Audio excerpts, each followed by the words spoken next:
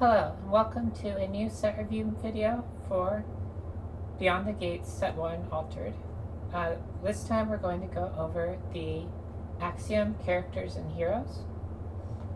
So there will be a lot of characters that really like permanence, because Axiom is all about permanence, and then also about brass bug tokens, 2/2/2 tokens. And the very first card we have here is the starter deck card that introduces both of those themes at the same time, although the other two do so more subtly, actually. She says, when you play a permanent with hand cost 3 or more, you may exhaust me to create a 2/2/2 robot token in target expedition. We've commented before on some other permanents that create, in the previous video, the Izmir Brass Bug Hive permanent. It made a 2/2/2 token, but it costed 5, and I remarked that you should note that a 2/2/2 token on a turn you spent 5 to do nothing probably won't win you a lane. However, here you can spend 3 to get a 2/2/2 token, plus whatever permanents whatever effects the permanent has on its own to try to win a lane, which isn't actually that strong in this set unless it costs 5 or 6, but in new sets could be pretty impactful. So you're kind of setting up a situation where you could plausibly deploy a permanent and get enough material that you're not losing 2 expeditions of advancement for doing so. And that's pretty exciting. That means that although Sierra and Oddball are creating less stats over the course of the game than some of the other baselines, like on the surface she seems like she'll do less than half like Kojo and Buddha do, and on the surface it seems like she'll include few enough permanents in her deck that she's not really tying a Faunus. She is getting those stats perhaps at critical times when those stats are definitely going to flip a lane, especially if she's able to play a permanent early before both players have ramped up their resources, because at that point in the game, that's both a time when the permanent will have a lot of future turns to create a benefit, and when a 2/2/2 robot token might still be big enough to defeat the opponent's small amount of mana. Overall, though, those concerns about not getting the total number of stats over the course of the game, about only having maybe 3 triggers per game, just at the raw volume level, makes Sierra and Oddball not that appealing. And even though these 1 or 2 turns when she sets up a permanent and doesn't lose a lane is pretty impressive, she's not really resolving the issue of how to draw permanents early if she plans to do that. So we're going to give Sierra and Oddball a D. I think the other 2 Axiom heroes are going to be the ones that are played to start out.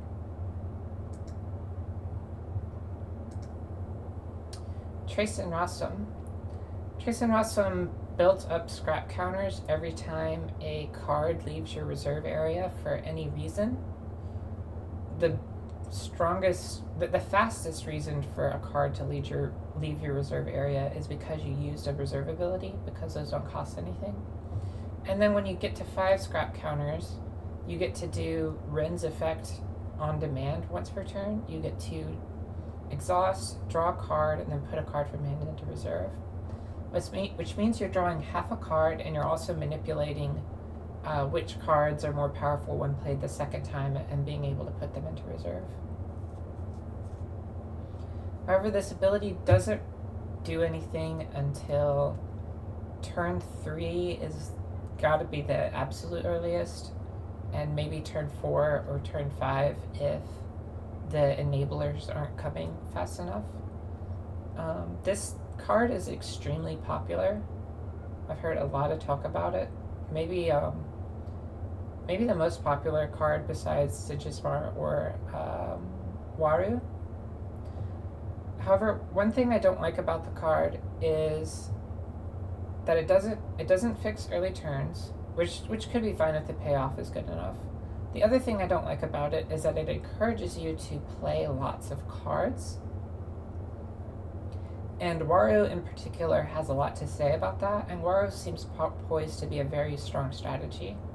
So if we are drawing half a card every turn, and that was the payoff for playing some cards that maybe we wouldn't otherwise play, we need to be playing half a card every turn, unless we're using even more support abilities, which I'm sure will happen some of the time, but at some point you're probably going to run out of support abilities.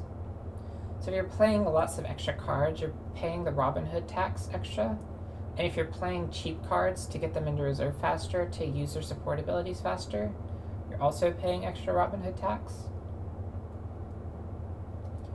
And there's no effect that I want to get into reserve that is going to really solve the problem of that particular archetype. I think there's some ways in which a Lyra Festival in reserve can defeat that particular archetype, which is why I really like Rin. But Wario has like really good stats later in the game, so I'm not sure that having, some bonus stats later in the game from all these reserve resources will actually make up for how unfavorable that interaction is. So I'm going to give Treyst and Axiom a B. Even though the character has been very unsuccessful, I'm just going to make a bold claim that the more Treyst and Axiom has to play against that particular strong strategy, and then maybe some other strategies that start targeting it, it might be just a little less appealing than the next one here, which is Subhash and Marmo. Subhash and Marmo says you may pay 1 and put a card from your hand into reserve to create a 2/2/2. So you pay 1 and you lose half a card, and what you get is a 2/2/2. This, at a base level, is way less value than Treyst and Axiom, because Treyst and Axiom is giving you something for free repeatedly for half the game or a little more than half the game, and this is letting you convert one resource for another. Actually 2 resources if you count the mana. One thing is that I think you shouldn't fully count the mana, because it's not unusual to have 1 extra mana that you just do not have any feasible way to spend. You can't play 23 1-drops in your deck. There's going to be problems with that. You'll run out of cards if you do that. So instead you're going to draw some higher cost cards, and sometimes the order in which you draw them is going to mean that there's 1 mana that just isn't getting spent. And if there's 1 mana that just isn't getting spent, this can kind of cost 0 instead of 1 on the mana. It will still cost half a card, but that can also be mitigated if you put a permanent into reserve. And also in general, by just not doing this too many times. The more times you put a card from your hand into reserve, the more you start to run out of cards that don't play so strong the second time that you don't feel bad about it, like permanents, which are the same in reserve, like spells, which can be the same in reserve, they have fleeting, and then occasionally some really powerful characters. I'm going to give Subhash and Marmo an A. I think you will activate Subhash and Marmo more total times throughout the game than you will activate Sierra. Even though Subhash's ability costs more, I think that's worth something. And I also think there's a hidden power here in how Subhash and Marmo lets you completely exclude certain types of cards from your deck. And those are cards that are going to make your turn 1 and turn 2 more guaranteed to spend all your mana. Because Subhash's ability covers that problem, you'll be able to build your deck differently, and that will kind of have some invisible beneficial effects on your deck. You'll be able to make deck building choices that would be irresponsible for any other hero, and then still 1/1 or 2/0 on your turns when you would otherwise have trouble spending all of your mana.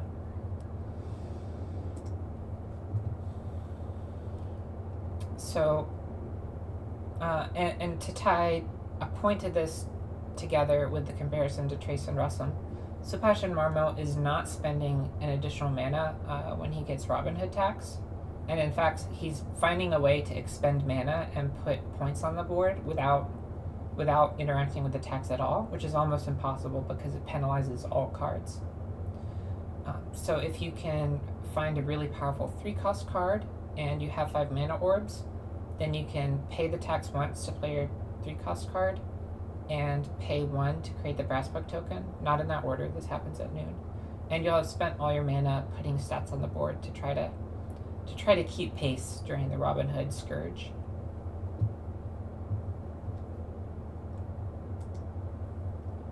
Keylon Elemental. Put a card from your hand in your reserve. This is a D. The only character that would want to play this is Sierra, because the other two already have a way to move cards to reserve if they have an effect that's really powerful in reserve and not in hand. Sierra probably still doesn't want it though. Sierra would rather... I mean, you're probably not going to find other kinds of this effect, but you're probably just going to play your card the first time and get it into reserve that way. That's going to be more consistent than trying to find a good mountain water place to play this and then putting the thing you want in reserve, but it had to already be in your hand at the time that you're playing this. It's just a lot of moving parts. If this was a 2/2/2, it would be easier to pick a spot to start setting this up. But this does have the weak susceptible forest stat, and you're really starting from needing to sell people on the card when you're losing half a card by playing it, even if there are some cool upside down cards in Axiom. This one says you may. It just changes the thing we lost from the half card to the rare point. 1/3/3 is a little worse than a 2/2/2, I think. And this is a good enough effect for the rare point. Foundry Engineer. The next permanent you play this afternoon costs 1 less. This is once again a card where it makes the most sense in Sierra by a lot. I assume Sierra triggers off the base cost of the permanent and not what you reduced it down to. If so, it doesn't work even in her. But assuming it would work with on turn 2 playing a Foundry Engineer and then playing a 3-cost permanent, you'd give enough stats to win one side and you get your permanent out. Even then, it's kind of doubling down on a situation where things are going well. It's pretty situational. You have to play the Foundry Engineer first and then have it coming the second time to set up your permanent. So I'll give the common version a D.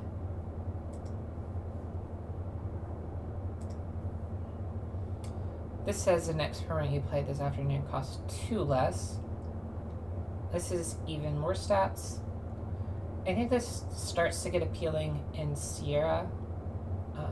I say Sierra because only Sierra is going to have enough points the turn that you're doing this synergy effect to contest a lane really well. A lot of the other characters, or the other 2 characters, are pretty likely to lose a lane anyway.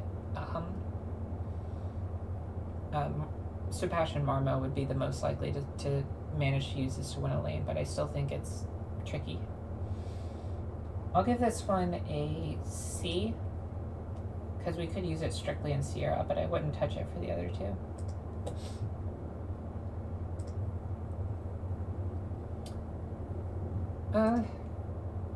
I'll give this a D because this is a base set rating, and base set has this weird thing where the best permanents cost 6, so it still doesn't work.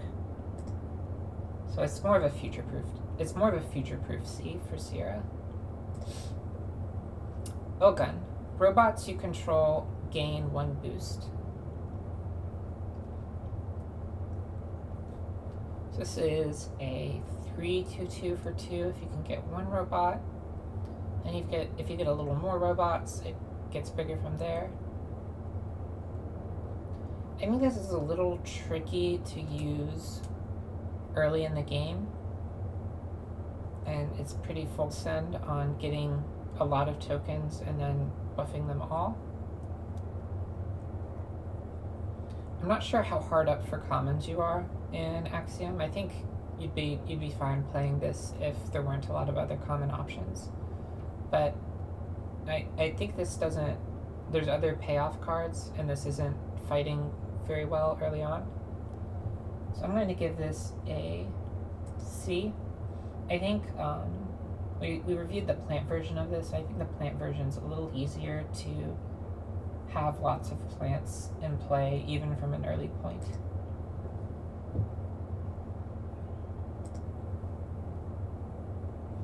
So this solves the problem of not knowing where the brass bugs are coming on early on, because the best way to make brass bugs cost 6. There's other ways, but that's the best way. You can make a brass bug token for 2, and it will automatically be a 3/3.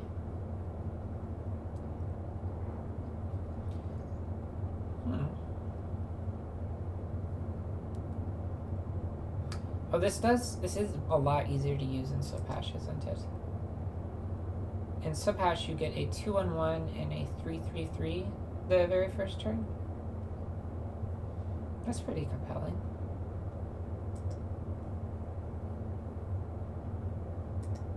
Okay, I'll give Ogon a retroactive B because Subhash is not a 6-cost permanent. And I'll give this one a C. I think I like the one that's a little bit less committed. Because the later it gets in the game, I think the less likely you are to use Subhash's ability. And then once you get to the 6-cost permanent, that is making a ton of brass bugs. I think the common version is going to work out fine. You're going to already be ahead, so you won't need the umpteenth brass bug token. Foundry Mechanic. The next permanent you play this turn costs 1 less, and you can gain a little bit of stats. I think it's usually not worth it to spend an entire rare point to get 1 point of coverage into biomes. So I'll give this one a D, and we will give this one an A. This is really good at powering up Treyst and Rostam. You can't use it super early because you have to find a permanent, but Treyst and Rostam does need 5 counters, so if this is hitting the 5th counter, that's fine. You need the 5th counter. And this is a 1-cost card. It's good to include 1-cost cards to start pushing a lane and reserve a lot of mana to respond to what your opponent does. So this is pretty good all around. You can also send it directly to reserve with Treyst and Rostam's ability or a resupply effect, and be pretty happy with the outcome. You might be pretty happy with the outcome because you just pay 1 to get an 0/1/1, which is itself pretty powerful and triggers Treyst pretty cheaply.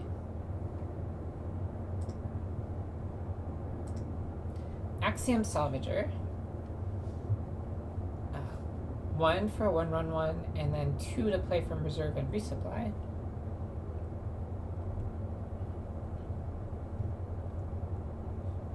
In Treyst and Rostam, this is kind of slowly getting you a resource that you're going to have scads of later on anyway, so you don't want it.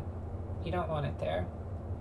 In Subhash and Marmo, you kind of have to give up the good side of the card, the 1-cost 1/1/1, to get a brass bug, or you can just play both sides just as with no interaction with your hero, and then that's probably the best way to play it, to just get a 1/1/1 and then later resupply to restock how you're losing resources if you use Subhash too many times.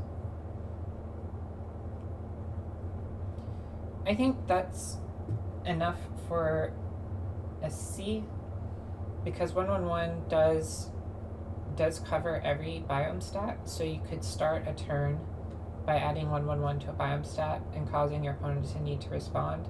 It's a little similar to playing a 1/1/1 and seeing what happens, except you're getting a resupply as a compensation for that this costs 2. So I think I'd be okay with that. I'm pretty low on it overall because if you get priced out of spending 2 on a 1/1/1, this could get stuck in reserve. So let's say this is a pretty low C. But if Subhash and Marmo need to restock, this might be the best way to do it.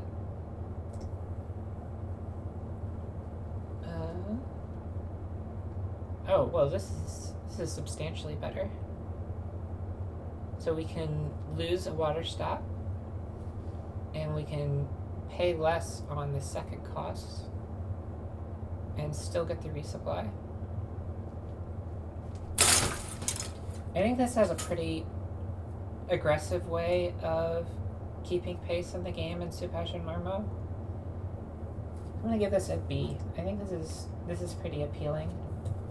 You're making sure that you continually have a lot of cards to play no matter how fast you burn through them. And you can establish presence in a lane for only 1 mana while doing that. That's worth a rare point.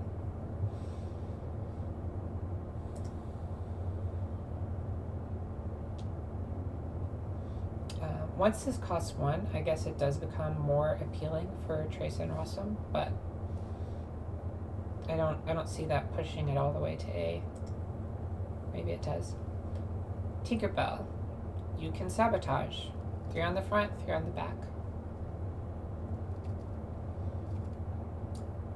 The rare version. They both have to be played the second time to actually sabotage. Whoops. This one's 2 on the front, 3 on the back. I'm gonna give Tinkerbell a D. I think being a reserve ability is really tricky for the sabotage effect itself, because you have to know in advance that you're going to want to sabotage something, and that's not always easy. In addition, you have to find a place to use a slow 4 stat to do that in advance. So I think the 4-cost sabotager in Axiom will be preferred over this, because I think that one worked from hand if I recall correctly.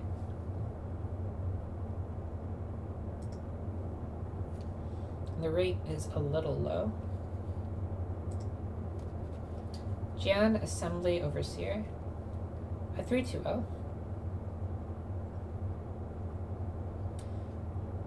I think this is the 3 in Forest is the number we're supposed to remark at, but the 0 in Water is bad, and I think the entire package is something that we don't need to do.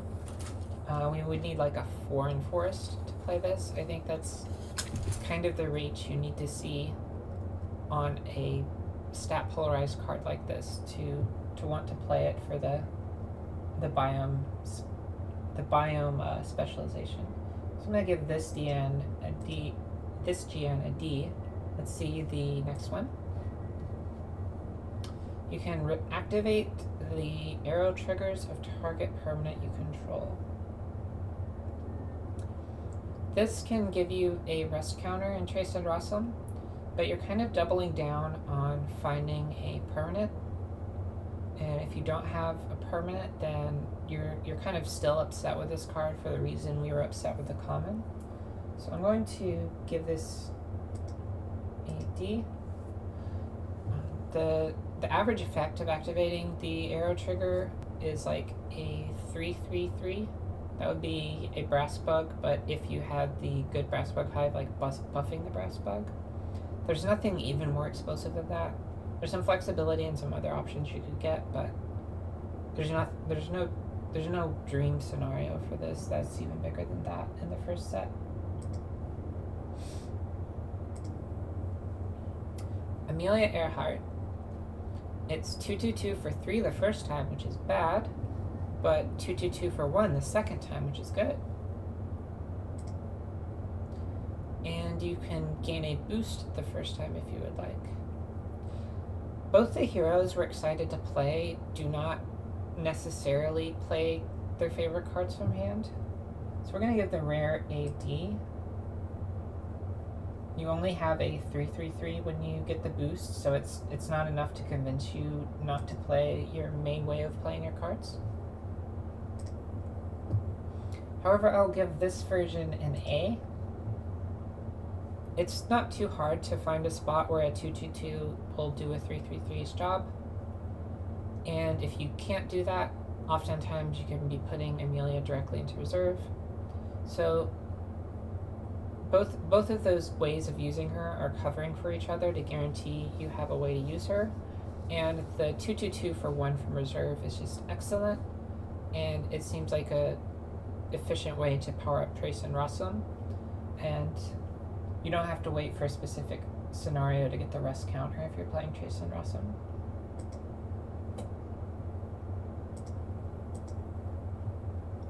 Three Little Pigs. If you control 2 or more landmarks, I gain 1 boost, and rare gives 2 boosts. I think the best way to play Axiom is going to be a little bit lighter on permanents in this. I know I'm confident that you should play 3 of the Brassbug Hive, and I think there's compelling cases for several of the cheaper permanents to be in your deck a little bit, but I'm not convinced that you want to load up on like 12 permanents, for instance. And without that kind of consistency, I think 3 Little Pigs is not going to gain the boost often enough, especially if we're also pricing in how often our opponents remove our permanents, which won't be super often, but will happen sometimes. I don't think this is an awful card, but I will give it a C. And again, this is one that's kind of orphaned by Sierra seeming a little questionable to play in the first set, because perhaps you can have a thicker number of permanents in Sierra because all of them are giving you a 2/2/2. So it's a little easier to justify a lot more of them. But I'm not initially interested in the 3 Little Pigs. The rare version is kind of asking for a fair amount of rare points for a fair amount of boosts. I guess you get the boost both times, so if you were in for this, I think you would probably play the rare version, because usually getting the rare effect coming and going is generally like above rate for a rare point, but this is same grade for now. Ada Lovelace. You may put a card from your hand in reserve. If it's a permanent, draw a card. I'm going to give, well, let's look at the rare first, just in case. You may put a card from your hand in reserve to draw a card. So the second one doesn't care if it's a permanent. Oh dear. The second one doesn't care if it's a permanent and has a lower mountain stat. Both heroes that we were looking at can put a card from reserve already. However, Treyst and Axiom can't put a card from reserve right away, and she could help you do that earlier in the game so that you actually earn the rest counters you need to fully unlock the ability. For that reason, I think this is going to be an A. A 1/3/1 stat line isn't great, but you can find ways to use it on the board. And this is a lot of value. It's going to both set up Treyst and Axiom, and then also later in the game when Treyst and Axiom is online, it's going to be more likely that you just have permanents like lying around in your hand just for like incidental reasons. Like if you activate the ability, you draw a permanent, but then you put a card that has a really good reserve ability into reserve instead. You'll end up with this extra permanent in your hand you could use with Ada Lovelace.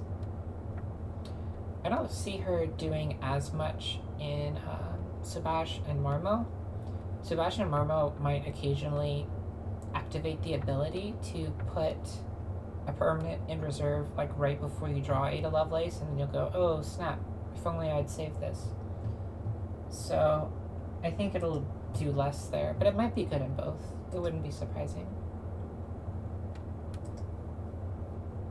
Coppelia. When I go to reserve from your hand, you may play me for free and I gain a sleep. What does a rare do? A little more stats. So when it goes from your hand to reserve, you get this anchored body for the next turn. It's not a great anchored body, and it has fleeting. This reads like a fleeting card, kind of like a Bravo's Tracer, because you're only going to use one half. You are allowed to just play it from your hand and then play it a second time, but that's not the main reason you put it in your decks. You want to try to evaluate it based on putting it from hand into reserve.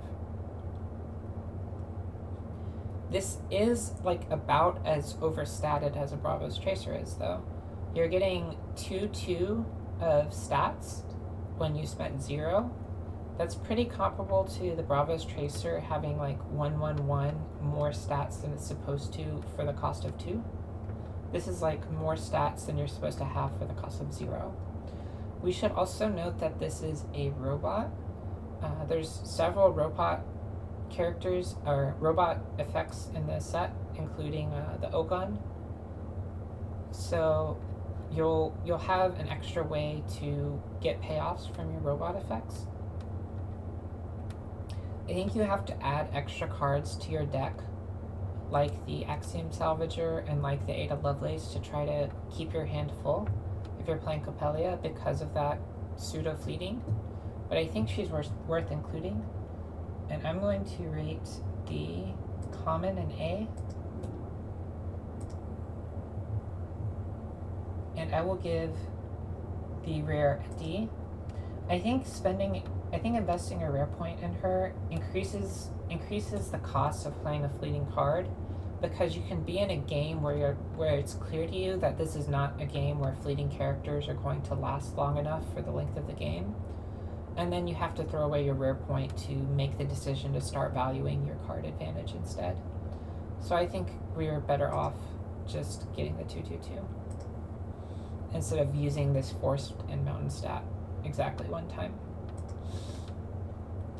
Axiom Scrambler. Played from hand, you sabotage, and a little understated, but has as much mountain stat as how much you paid for it. You can pay a little less for the sabotage part. I will say C on the rare because I don't prefer it, but I think there's like really good reasons you could want it. I think it'd be better to play the common because not every game is a sabotage game. I think if it's a sabotage game, this is probably better than all the other sabotage options. The other one that might be better is the Axiom Scrambler, but I think this is better than Tinkerbell. This is enough stats that you should be doing okay on lane the turn you perform the sabotage, and you can sabotage to set up your future plays. I do kind of think that Axiom might not be interested in sabotage that much, because Axiom can set up this late game that like no cards can beat except for permanent removal, and you're not going to be able to sabotage permanent removal before it's even been used in most cases. In some cases, maybe if it is a unique with a reserve ability that sabotages, but in all other cases, it's often too late by the time you're sabotaging.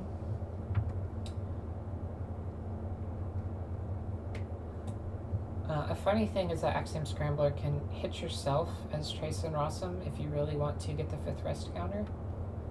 Might not be the best way to play, but it's a way to play. I will give this a B. It might be less than 3 copies, but sabotage is probably valuable enough that this is a good idea to do.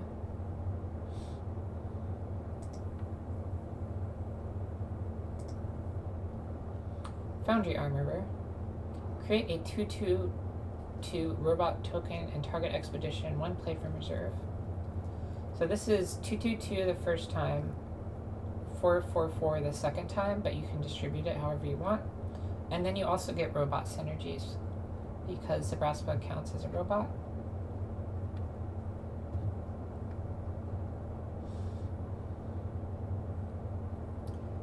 I think Foundry Armorer, what's the rare do? The rare does it twice. I will give the common a C.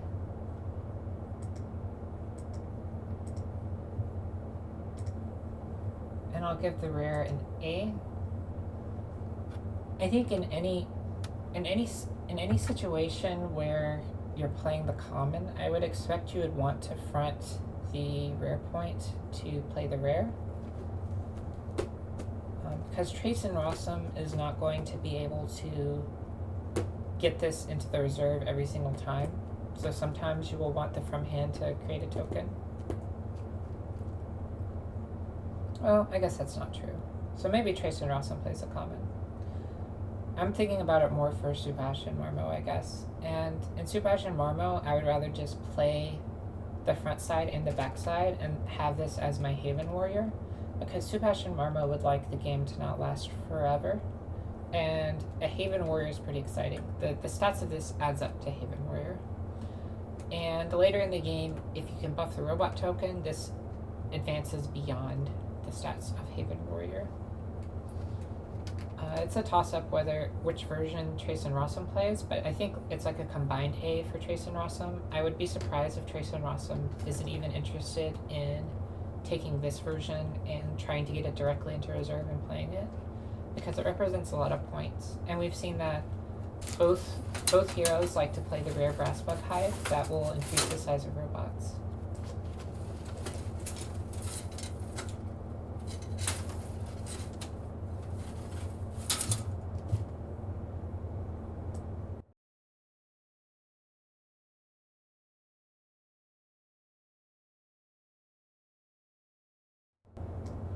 Here we have Frankenstein. When played from reserve, triggers a target permanent you control. And it could be only 2 when played from the reserve.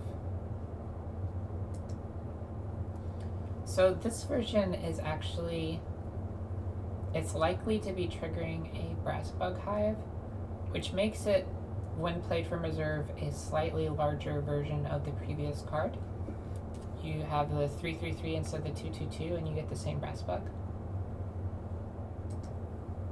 This version is way more stats per mana. It's going down to 2. It's getting Bravo's Tracer stats when played from reserve, and then you could also get a token. I'm going to give the common a C, because you're incurring some of the same costs as the previous card, or you're incurring greater costs than the previous card to get a similar effect. And I think playing a 4-cost 3/3/3 is very hard.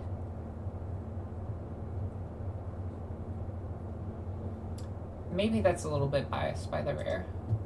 I'm going to give the rare an A, because paying 2 mana for potentially 6/6/6 of stats is just a really big deal. I think the front side can be completely unplayable, and that can be fine. Subhash has completely unconditional capability to get this directly into reserve. It does mean that Subhash needs to find other ways to keep the hand full. But I think since you can so consistently access the second cost here,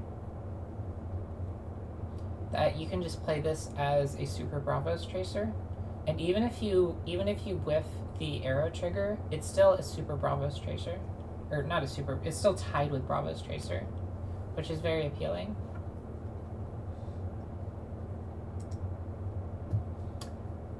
There is a limit to how many cards like this that have to be played from reserve can be played in your deck, especially when they don't directly power up Treyst and Rossum on their own on that side. But we haven't seen like so many cards that it should be a struggle. So this can be the payoff. This can be the goal that we're headed towards with these reserve-based strategies. Athena. You control 2 or more landmarks, I gain fleeting. Or I lose fleeting. Excuse me. So this can be played an infinite number of times from reserve if you have 2 or more landmarks. And it's overstatted when played from reserve. 3 for 3/4/4. This one is 3 for 5/6/6. And same condition, you need 2 landmarks. Oh, but when you're replaying it over and over again, you don't get the boosts because this is hand symbol. You just get the boost the first time. So the rare is going to be a D because I think you should put this directly into reserve somehow. And we have 2 heroes that are excellent at doing that. And this one is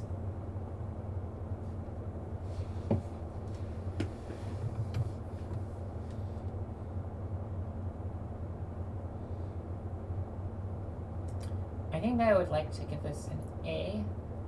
This is a very compact way to solve the card exhaustion issue that Subhash and Marmo has.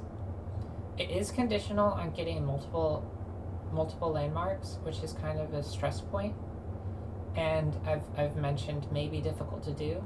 However, if you whiff the condition, it's not a nightmare. It's just a 3-cost 3/4/4, which is a little less than what we want, but it's not a train wreck. You're not falling off of a cliff. A 3-cost 3/4/4 is better than a 3-cost 3/3/3 that we didn't like on the pigs. In fact, if you can find a biome where forest isn't valued, it's comparable to a Haven Warrior. And this is just a common, so it's not costing us a rare point. Let's skip the rare. And it's a good way to get just a ton of cards, especially if we play the Axiom Scrambler. That's a pretty easy permanent to get out. Ganesha. For each permanent you control, you may activate its arrow triggers, and it can cost 6 instead. You can construct specific scenarios where Ganesha makes 2 4/4/4s and is a 4/4/4, so Ganesha is a 6-cost 12/12/12. However, I think if you have 2 Brassbug Hives in play that are not getting removed, you have won. Like, things are going well for you. You can just play a 7-cost 7/7/7 and you will probably win both lanes. That is already a good condition, and I would try to design a deck that can get into that state more consistently instead of doubling down on having really good points in that state.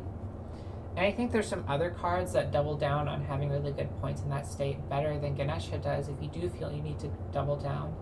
Like, you could play the Ogun card,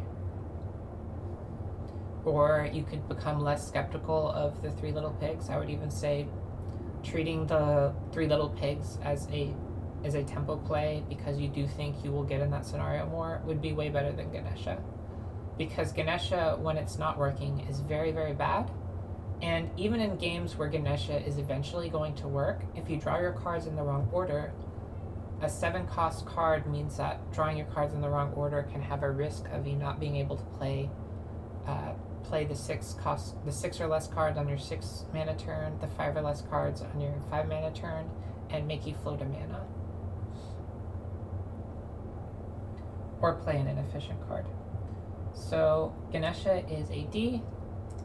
The rare is also a D.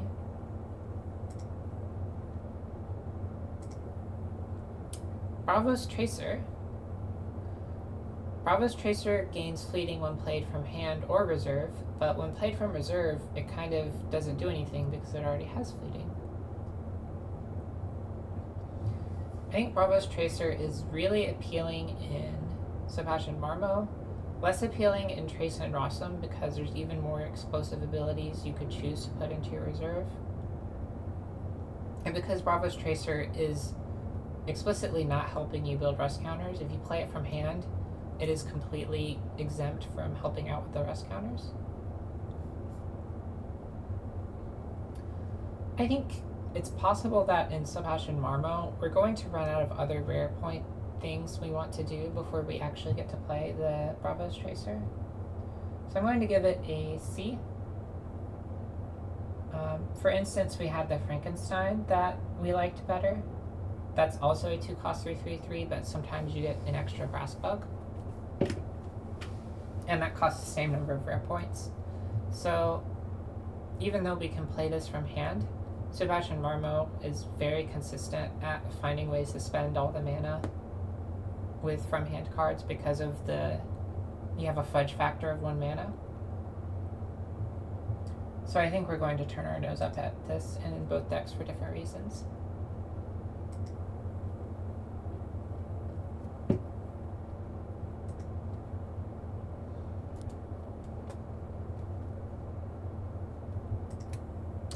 Bravos Vanguard.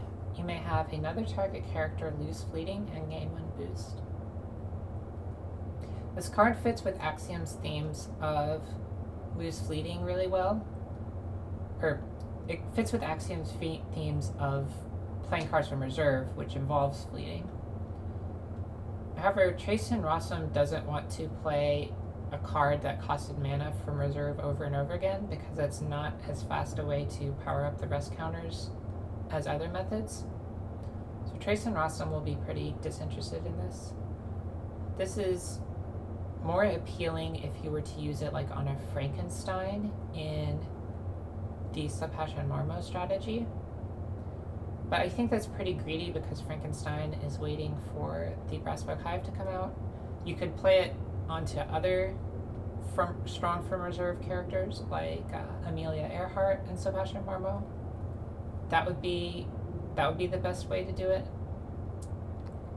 I think overall we're not interested in taking this much risk to make that play happen, because Bravos Vanguard isn't very good when played by herself at a 4/2/2 stat line, and we're going to keep drawing new cards to put in reserve that have good effects, so we probably won't need this. This does get significantly better if there's a specific unique that you want to play from reserve multiple times, because in that case, the idea of not playing Bravos Vanguard and playing just an additional Amelia Earhart in your deck, or just playing an additional Athena in your deck, kind of changes to where that unique is even better than the rare and common from reserve effects you could add to your deck. And so she may be more appealing in those cases, but rating her as if we haven't confirmed ownership of any of those, I will give her a D. Haven Bouncer. Sabotage, when played from hand, and when played from reserve, it's a 3-cost 4/4/4.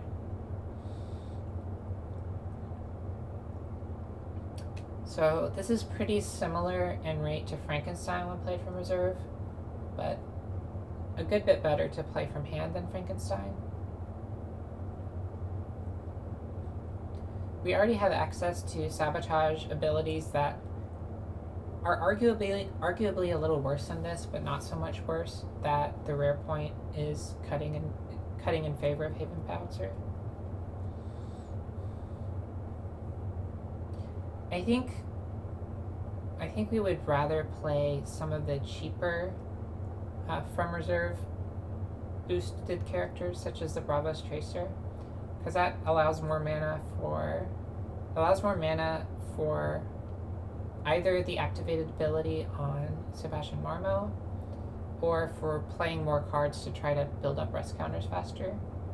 And for that reason, she's a less exciting fit than like Amelia Earhart.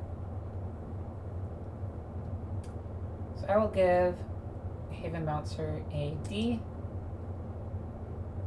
If there is an Axiom strategy that's playing like a zillion Sabotage cards, because Axiom has a lot of Sabotage cards, and you probably play this, but you probably play all the Sabotage cards.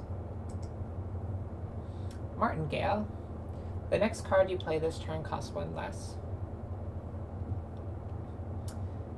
I think I will give this an A for Treyst and Rossum alone, because making a card cheaper and costing 1 yourself to get into reserve is it's a lot of turbo rust, and we're not below rate on biome stats anywhere in the process of getting all that rust super quickly. We paid 1 and we got almost 1/1/1. And it'll also kind of smooth out your draws in Treyst and Rossum. I wouldn't be surprised if Treyst and Rossum decks are including a lot of cards that are only played from reserve, to the point where the other cards that can be played well from hand are kind of a mishmash of costs, and being able to reduce a cost by 1 might help out a little bit with making those curve out smoothly. Subhash and Marmo, on the other hand, might completely skip this. This is possibly not worth the rare point for Subhash and Marmo, because this is going to degrade the cards in your hand very quickly, and the card you play for 1 less might not be super overstated to convince you to do that. Ouroboros Inkcaster. When I go to reserve from the expedition zone, you may return another card from your reserve to your hand.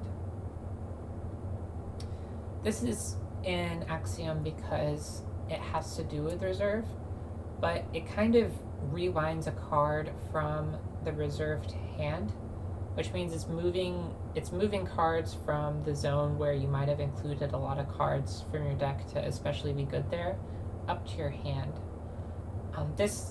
What this combos with is resupply effects, where you blindly put the card into your reserve, so it might not have a good second play. It might be there because you put it there blindly. So if you played lots of Axiom Salvagers or the permanent that resupplies, that'd be when you were excited about this. But in the core strategy of just moving cards from your hand to your reserve, you're probably picking the cards that should move from hand to reserve, and this will be a little less powerful. It is half a card when you do the thing, though. I have to keep that into account.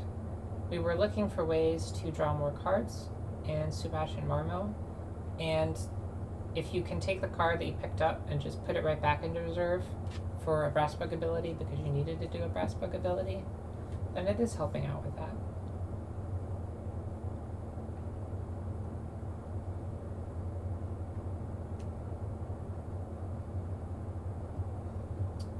I will give this a B, kind of contradicting my initial impression.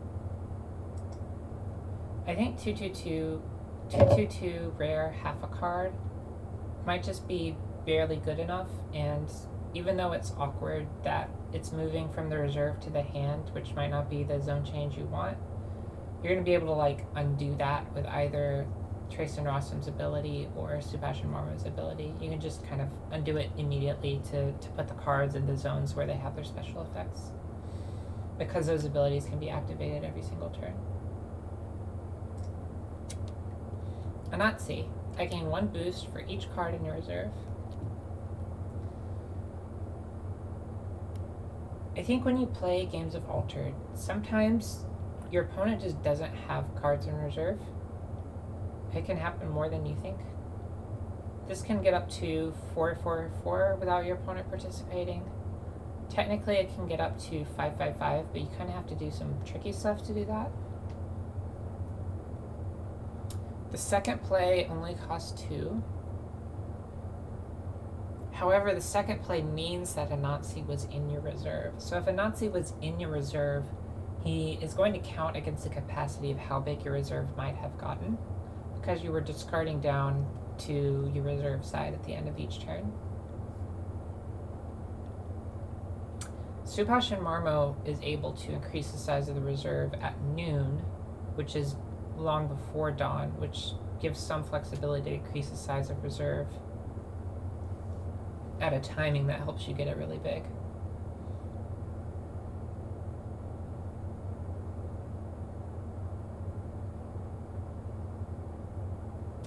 I'll give this a B. I think it's a little inflexible,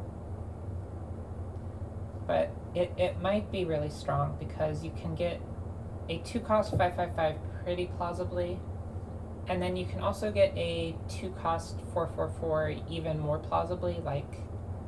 You can expect to get a 2-cost 4/4/4, but you might not get a 2-cost 4/4/4 at the phase of the game that you expected and wanted it to. This is pretty similar to Frankenstein, but it can't split its power across multiple sides. This also counts your opponent's reserve, though. I'm going to change this to an A. Yeah, this This might be even bigger than Frankenstein enough at the time that you should just play this. If we're so strained for rare points that we have to, we could play the common Frankenstein and play this if we needed to. This is very tricky to evaluate because it's so contextual, but I will go with an A for now. If you're playing Subhash and Marmo and trying to be really aggressive, you just get 2 cards to naturally go to your reserve, and then you start a turn with an activation of Subhash and Marmo's ability. And then you play this for 2, and your opponent has 1 card in reserve. That is 2 plus 3 plus 1 is 666 for 2 cost. That's probably good enough to absorb the risk of playing this as a 2 cost 3/3/3, which isn't even that bad. Again, we really might need some ways to refill the hand in Subhash and Marmo. A lot of these cards are very exciting, but have a lot of hand size costs. And so that's why, even though I really did not like the statistics of the Ouroboros Inkcaster at 2/2/2 for rare, we need the card draw so much.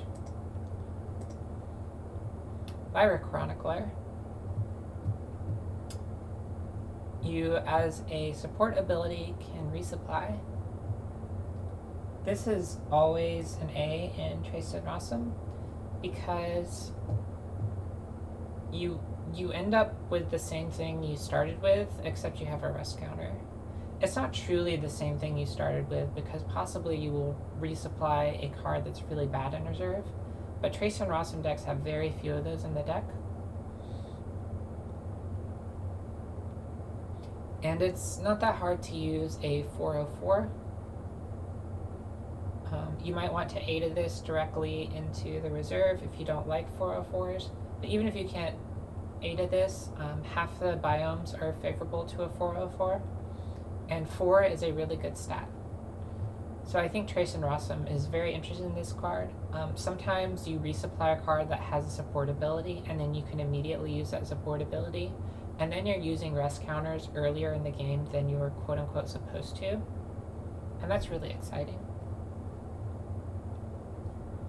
On the other hand, there's not really something that Subhash and Marmo wants to be doing here. Subhash and Marmo may be more likely to play a mix of cards that are pretty good from hand, so the blind resupply could be missing more often for him. Ouroboros Croupier.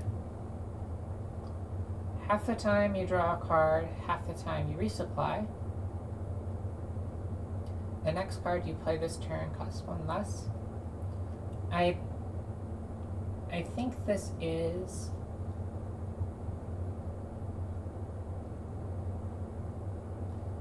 I think you don't run out of rare points before playing this in Treyst and Axiom. This is another support ability that fuels up Treyst and Axiom really fast. And when you lose cards fueling up their support, fueling up the rest counters, you get the cards back when you start activating the ability, so that part is fine. As far as Subhash and Marmo using this, I think this is a little inflexible, and Subhash and Marmo is probably going to look for a different way to draw cards. The support ability is not as good in that deck, and the top ability requires you finding the mountain water biome to play her in. And perhaps we will be playing different cards instead of needing to do that, like the Inkcaster. Wouldn't be a total misfit, though. Amale, as Garthan Outcast. You may discard a card from your reserve to draw a card. This draws a half a card every time you, or almost every time you play it, just like the Inkcaster draws half a card every time you play it. However, I like 2 cost 2/2/2s better than 5 cost 5/5/5s.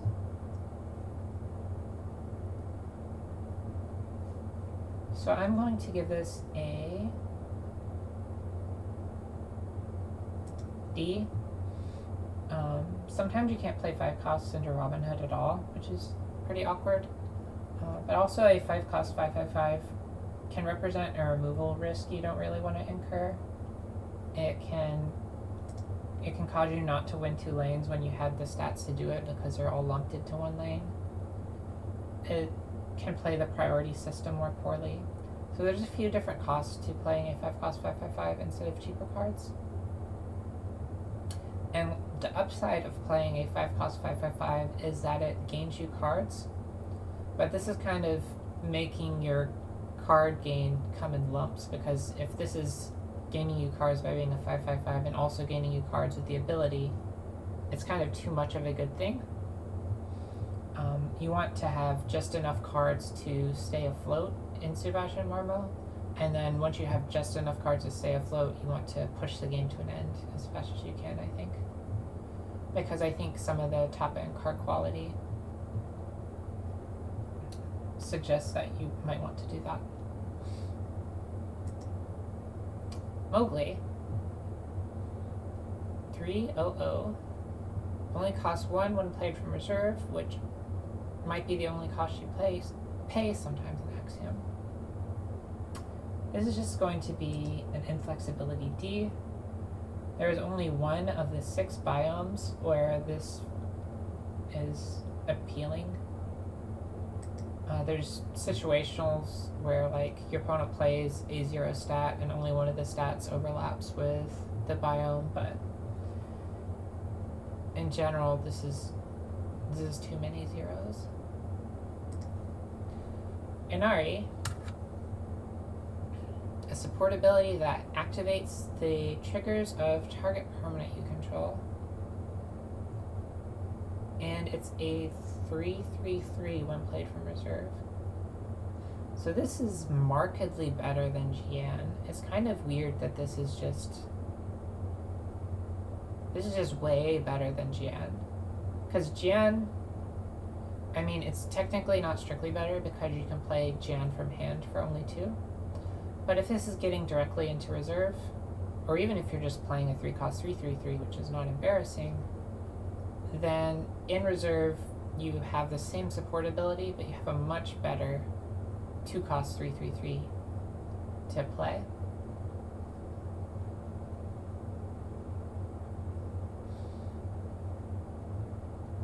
I think we will give this a D. I think rare points seem a little too costly to do this, and Treyst and Axiom has to wait until there's a permanent to earn a rest counter off of this.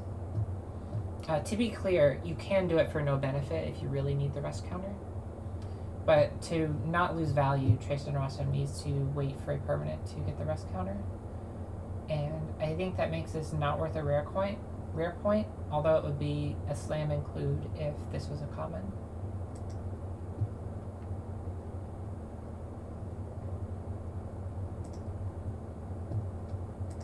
This is a little bit comparable to Bravo's Tracer. I think the flexibility to play the Bravo's Tracer from hand is giving Bravo's Tracer the edge here as a footnote.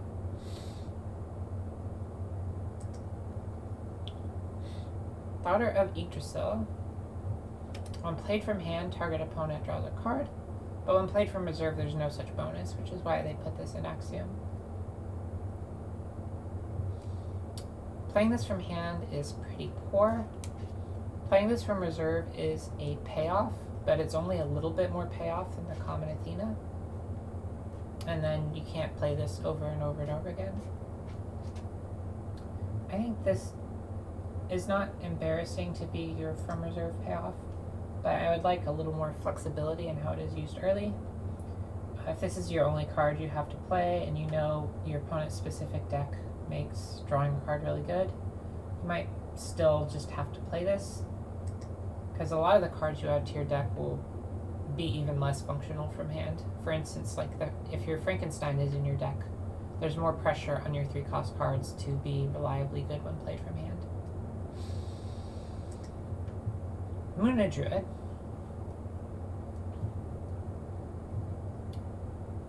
You can use a reserve ability to give target character with hand cost 3 or less anchored.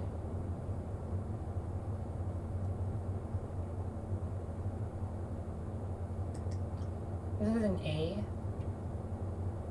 I think this reserve ability is really good, and it's good in a phase of the game where Treyst and Rossum should hopefully be able to not play the front half and just put this into reserve for free. You could also find spots where 3 forest is okay for 3 if you can find them on a forest biome. Overall, this is mostly Treyst and Rossum getting really excited about this reserve ability. I haven't been counting when the rares would get you to 15 if you were designing a Treyst and Rossum deck, but I think this would make the top 5. And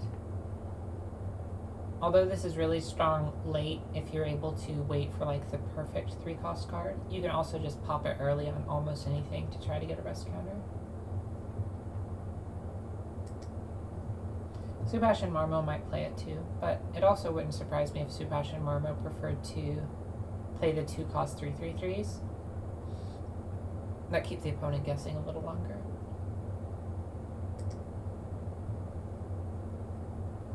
Muna Merchant.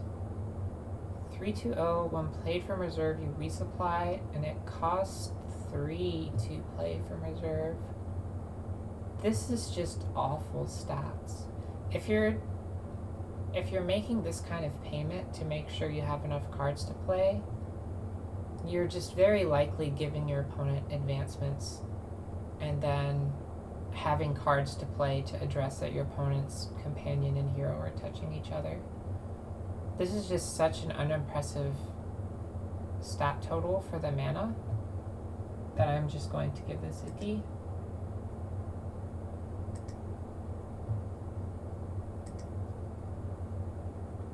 Monolith Lure and Scrap. If you control a token, resupply.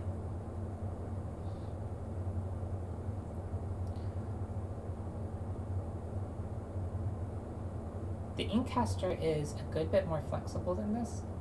The Inkcaster has 1 more force stat, and although the Inkcaster has a condition, you need something to be in reserve to bounce up. The Inkcaster has an easier condition overall. You don't always have a token.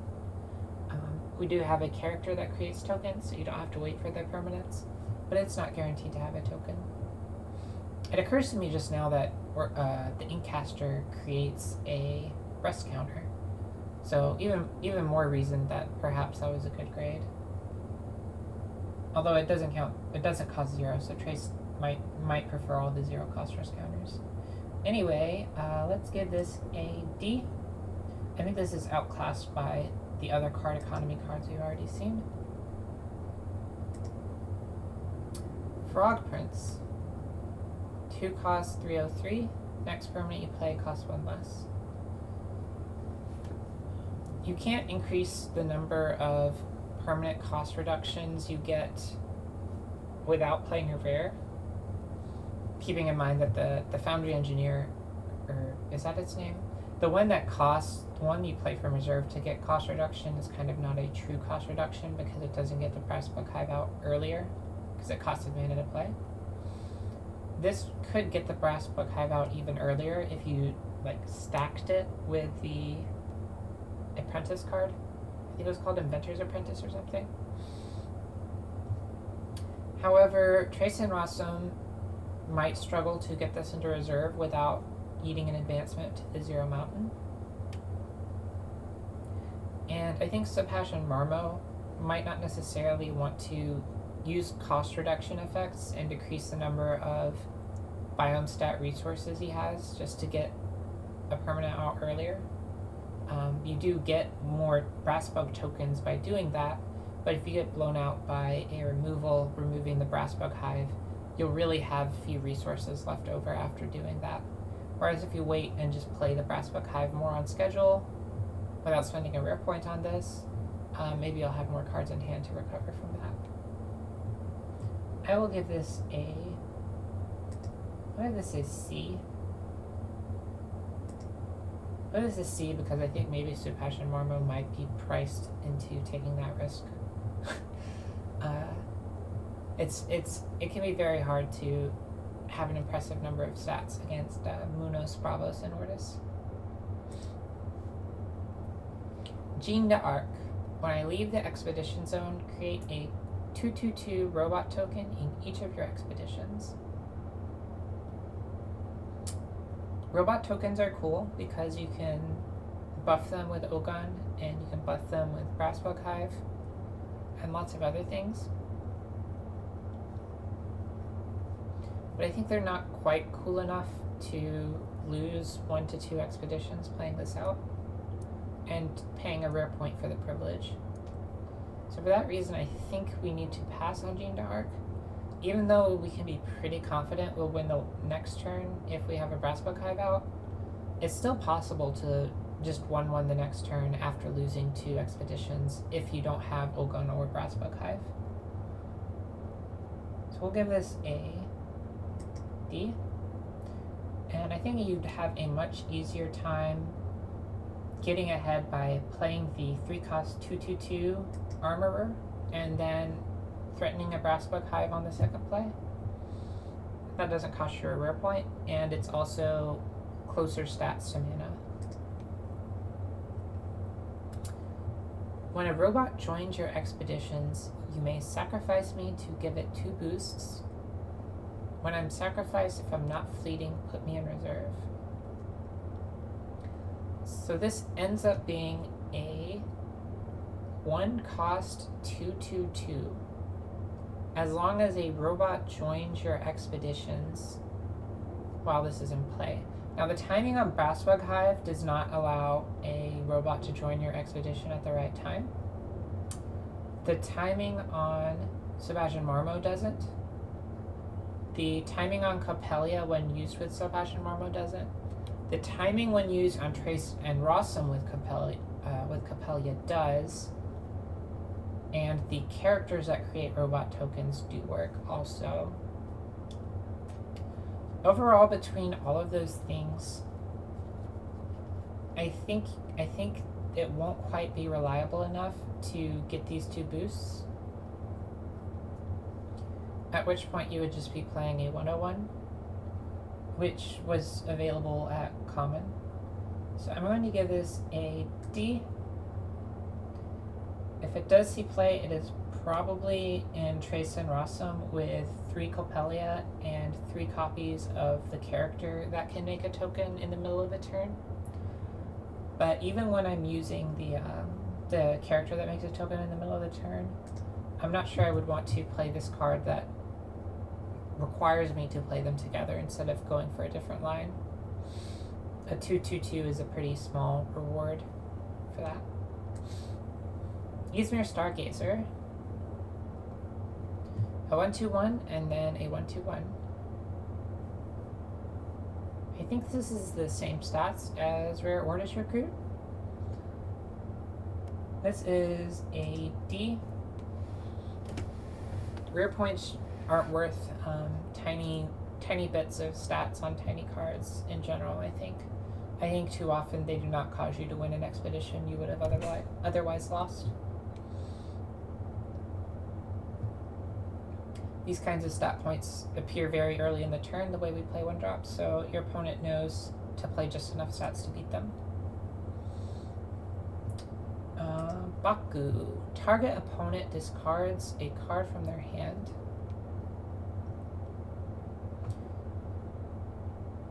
I think this is not the way Axiom wants to play, because I think Axiom has a way to make the game such that their mana orbs represent way more stats than their opponent's mana orbs at the end of the game. And I don't think you need to supplement that with your opponent's cards representing less than your cards at the end of the game. So I'm going to give this a D and say that you probably don't need to do this. This probably ends up getting played in a hypothetical Turbo Sabotage Axiom deck. But I don't expect that to be the right way to play the faction.